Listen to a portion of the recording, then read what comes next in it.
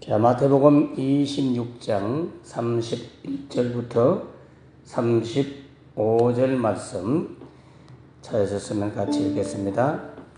그때에 예수께서 제자들에게 이르시되 오늘 밤에 너희가 다 나를 버리리라.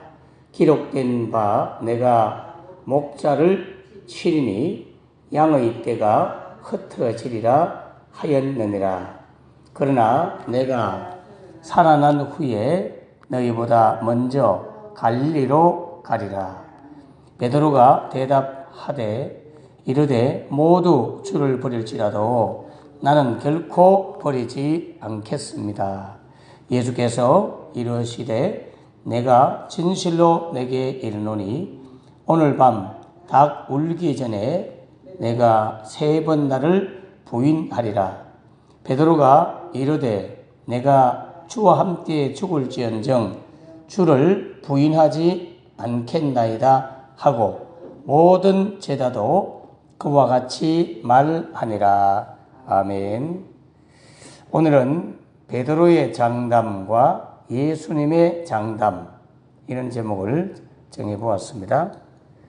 베드로도 장담을 했고 예수님도 장담을 했습니다. 자, 사람은 신뢰할 수 있는 존재인가? 결론은 사람은 신뢰할 수 없는 존재입니다. 아담이 하나님의 말씀을 어기고 선악과를 먹게 된 이후 하나님이 책임을 물었을 때에 내 살 중에 살이요 내 뼈 중에 뼈라고 그렇게 사랑 고백을 했던 하와에 대한 아담의 고백이 있었어요.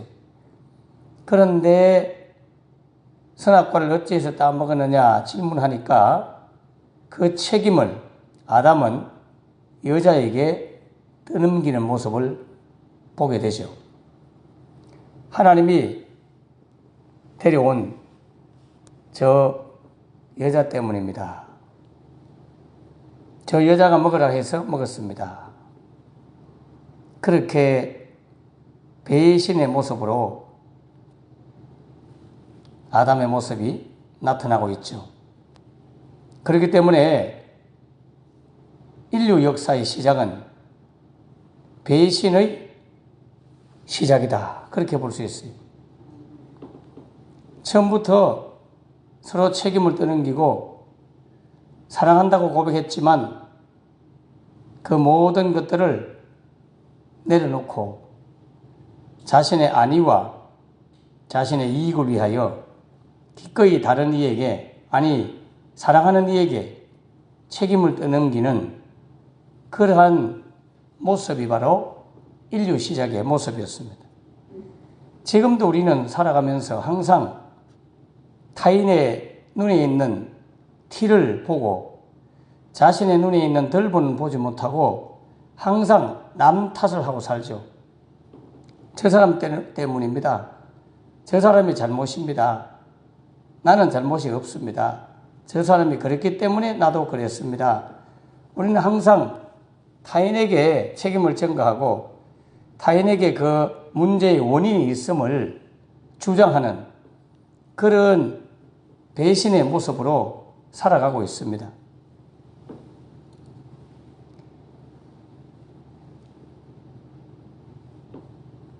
인류 역사에 있어서 이 배신의 모습은 모든 역사 가운데 너무나 많이 나타나고 있죠. 그렇기 때문에 사람은 신뢰할 수가 없어요. 인류 역사에 배신의 역사라고 할 만큼 배신으로 가득 차 있는 것이 인류의 역사의 모습인데 마지막 때가 되면 더욱더 이 배신의 모습이 드러난다고 친구가 친구를 고발하고 자식이 부모를, 부모가 자식을 서로 고발하고 죽이는 그러한 모습이 나타날 것이라고 예수님께서도 예언을 하셨죠.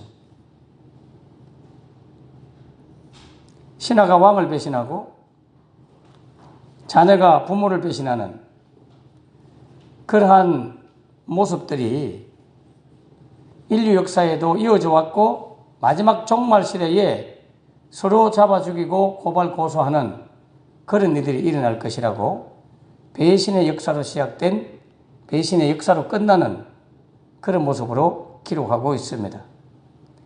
아담이 하와를 향한 배신으로 시작된 인류 역사는 마지막 때에 우리 하나님을 배신하고 또 서로를 불신하고 고발 고소하는 그런 모습으로 나타나게 될 것입니다.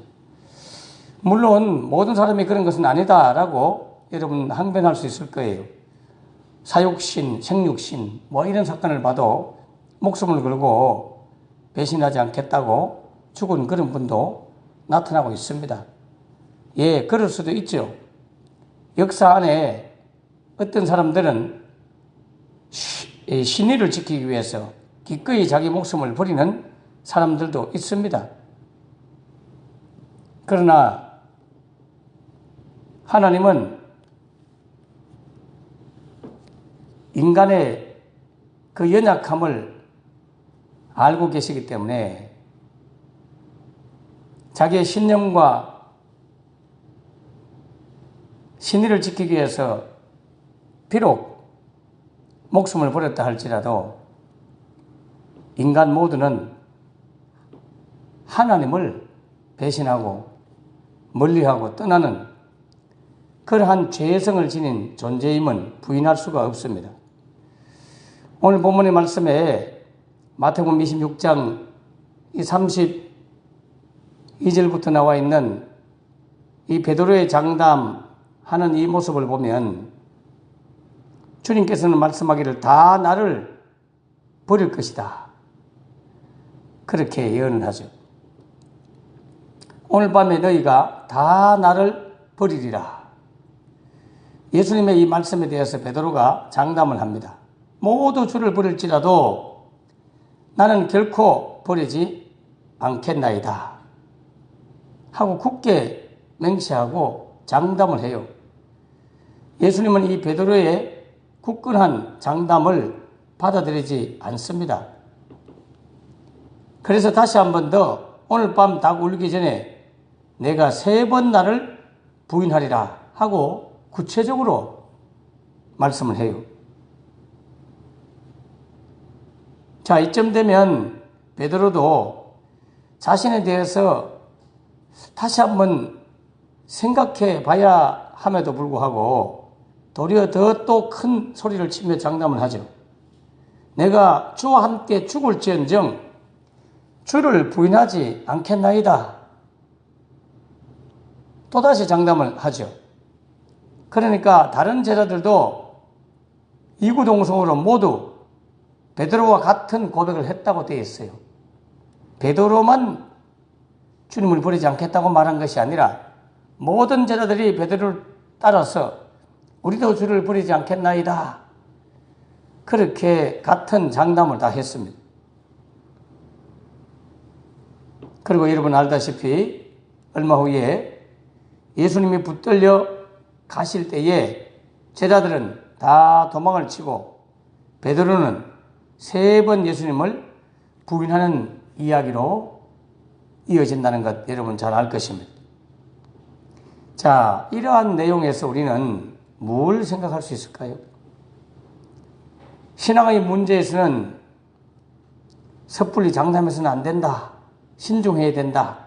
이런 교훈만을 받아들여야 될까요?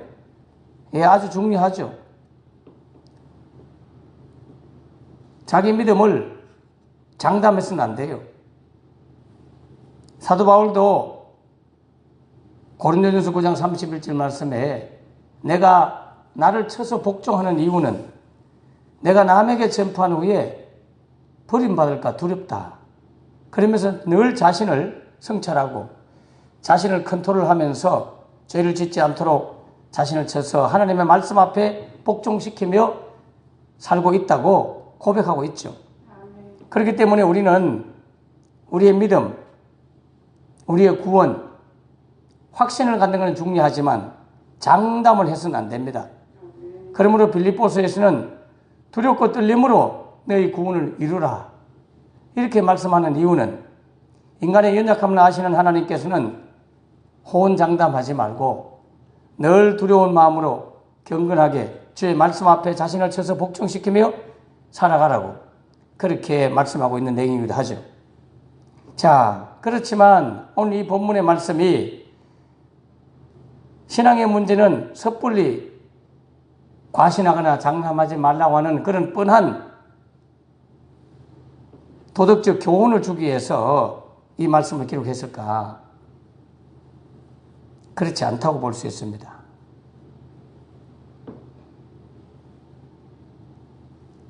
여러분, 만약 오늘 밤에 너가 나를 버릴 것이다 하는 말씀을 우리가 들었다면 어떻게 반응했을까요? 여러분, 지금 이 순간이라면 여러분의 마음은 어떻습니까? 분명히 버릴 마음이 없어요. 예수님을 배신할 마음이 없고 배신할 상황도 아니고 배신할 분위기도 아니고 배신할 여건도 아니고 예수님을 배신할 만큼 위험한 순간도 지금은 아니기 때문에 우리는 분명히 베드로처럼 예수님을 버리지 않을 것입니다라고 장담을 할 거예요. 우리는 지금 건강하기 때문에 아무 일이 없기 때문에 큰 소리를 칠 수 있죠.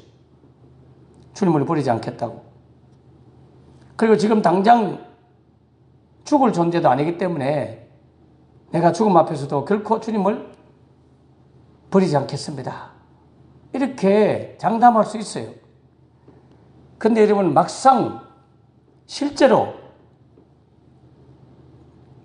죽음 앞에 지금 진짜로 서게 됐을 때 그때 과연 우리의 태도가 어떨까요?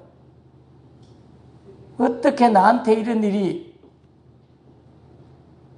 그렇게 하면서 발악을 하고 악을 쓰고 우울증과 슬픔과 괴로움에 몸부림치면서 왜 나에게 이런 불행한 일이 생겼냐고, 하필이면 왜 나한테 이런 암이 생겨서 이렇게 죽음 앞에 서게 되냐고.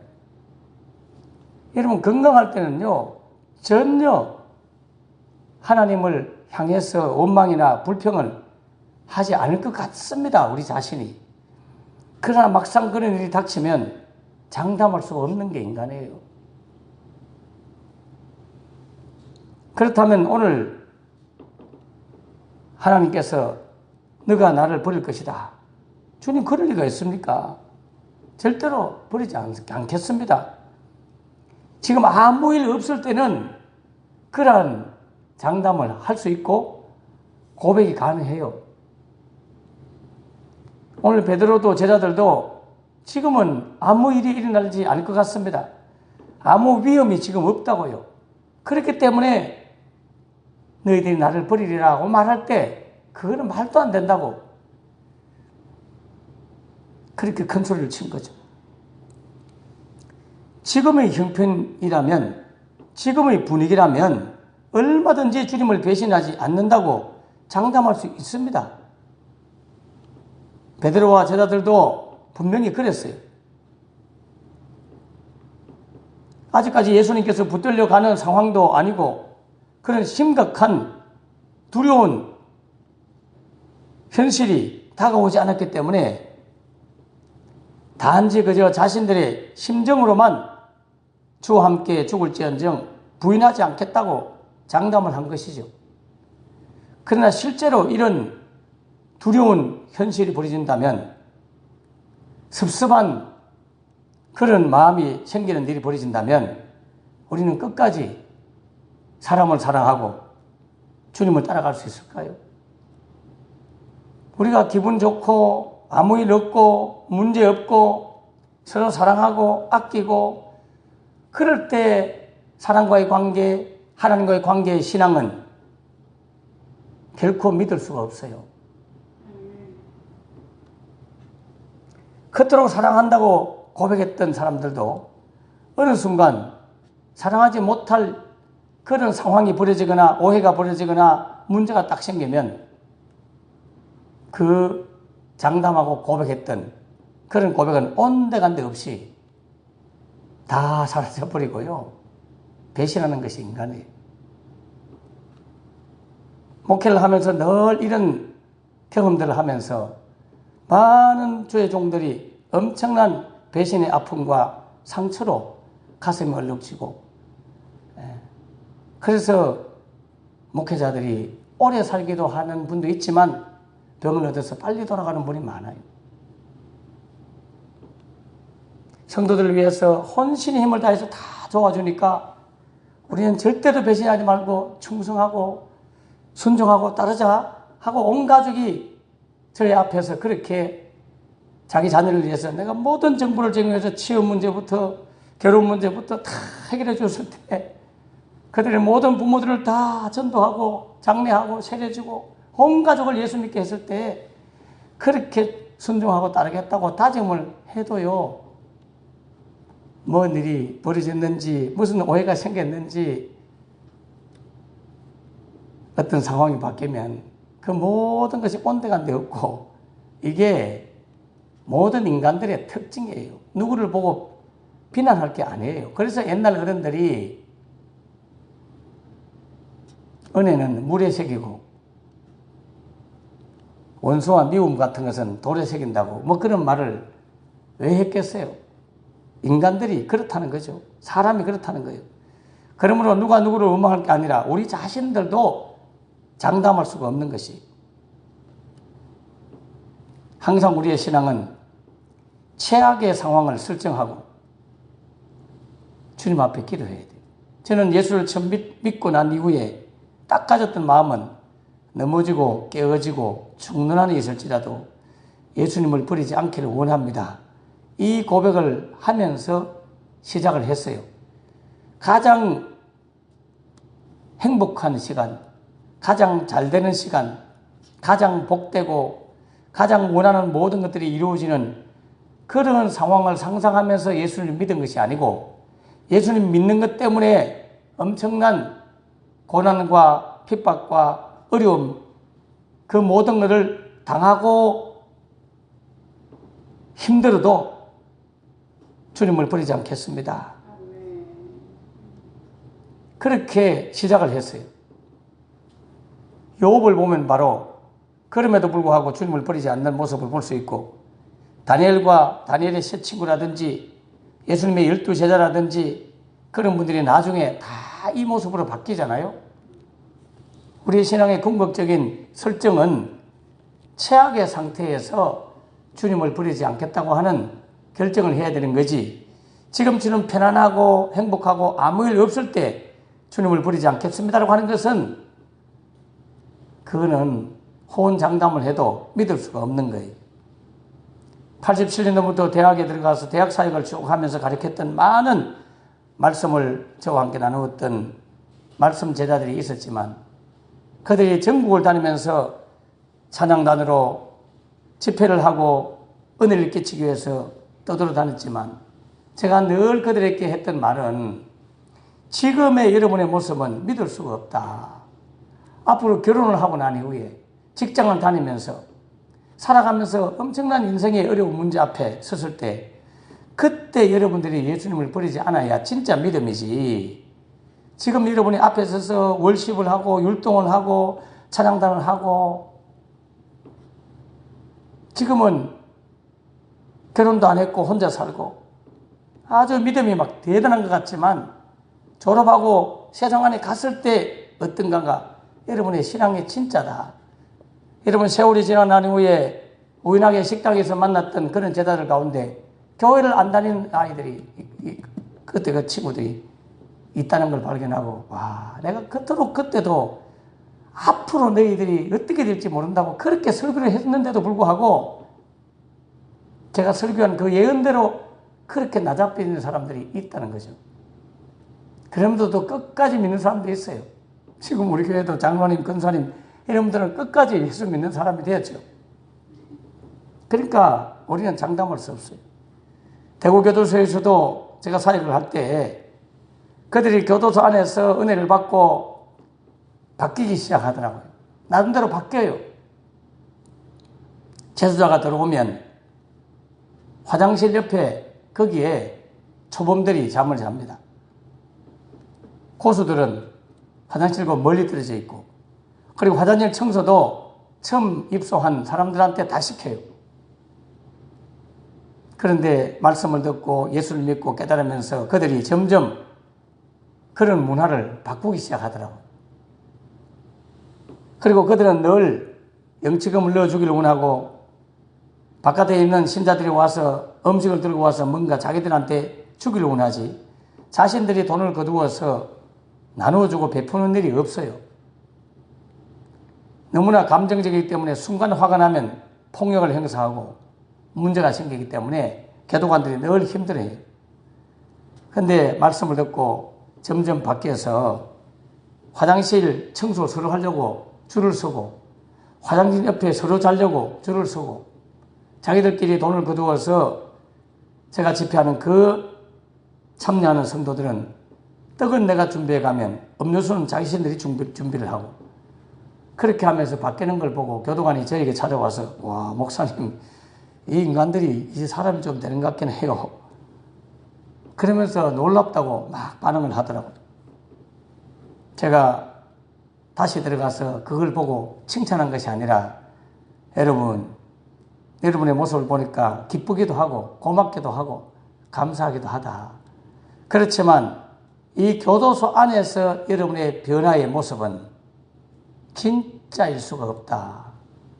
지금은 여러분이 죄를 못 짓도록 교도관들이 감시를 하고, 조금이라도 폭력을 행사하거나 문제가 생기면 여러 가지 벌칙을 받기 때문에 여러분에게 불리하니까 최대한 여러분 감정을 조절하고 억누르면서 살고 있지만, 또 여기서는 성범죄를 지을 수 있는 그러한 장소도 아니기 때문에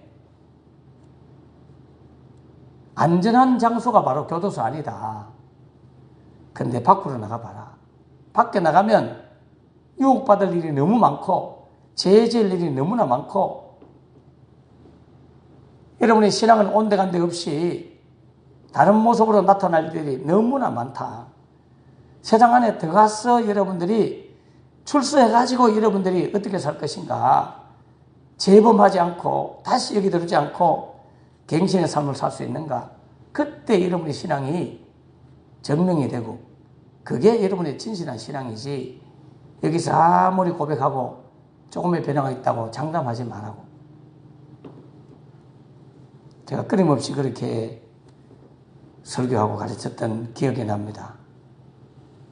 오늘 베드로가 아무 일이 없을 때, 아무 문제가 없을 때 다 나를 버리리라 하는 이 말 듣고 제자들도 베드로도 절대로 그렇지 않을 것이라고 호언장담했던 이 장담은 예수님의 그 말 한마디에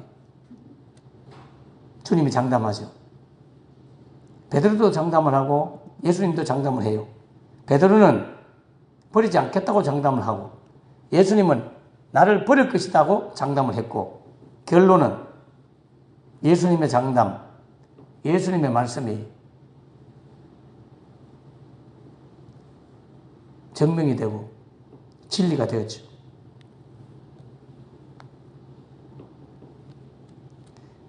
그러므로 우리는 우리 자신의 힘으로 믿음 생활을 할 수 없어요. 날마다 성령님을 의지하지 않으면 믿음의 길을 걸어갈 수가 없습니다. 이후에 제자들이 배신을 하고 다 도망갔지만, 마가의 다락방에서 기도할 때 오순절날 성령님이 충만히 임재하고 난 이후에 그들은 엄청난 은혜를 받고 성령에 사로잡힌 자가 되고, 하나님을 향한 사랑이 충만해지자 성령님께 붙들린 바가 되니까 그 이후로 닥쳐오는 엄청난 환난과 핍박 가운데도 제자들은 하나도 도망가지 않고 십자가에 못 박혀서 죽습니다. 베드로도 거꾸로 달려서 십자가에 죽고 모든 제자들이 거의 선교 현장에 가서 순교합니다. 바로 성령님께 붙잡히지 않으면 우리의 신앙은 언제든지 주님을 떠날 수 있다고 하는 위험한 존재임을 알고 두렵고 떨림으로 우리의 구원을 이루어가고 날마다 성령께 사로잡힌 자가 되기를 사모하고 말씀 앞에 자신을 쳐서 복종함으로 두렵고 떨림으로 우리의 구원을 이루어가는 지혜로운 여러분 되기를 주 이름으로 축원합니다. 기도하겠습니다. 자비로우신 주님, 우리는 아무 일 없을 때에 고백하는 고백은 진정한 고백이 아닐 수 있는 위험한 미래가 다가왔을 때 그때 우리의 믿음의 진가가 어떻게 드러날 것인가에 따라서 나의 고백이 진실이 되고 나의 고백이 아름다운 열매로 나타나게 될 것입니다. 현재 가장 아무 일 없고 평안하고 유혹도 시험도 없는 환난도 고통도 없는 이런 상황 속에서 고백하는 우리의 고백에 우리 자신을 맡기지 말고 넘어지고 깨어지고 죽는 한이 있을지라도 나의 영원한 심판과 지옥의 불에서 구원해내신 우리의 죄를 용서하시고 구원해내신 하나님의 은혜를 깨닫고 알아 그 은혜를 붙잡고 믿음으로 승리하도록 도와주시옵소서.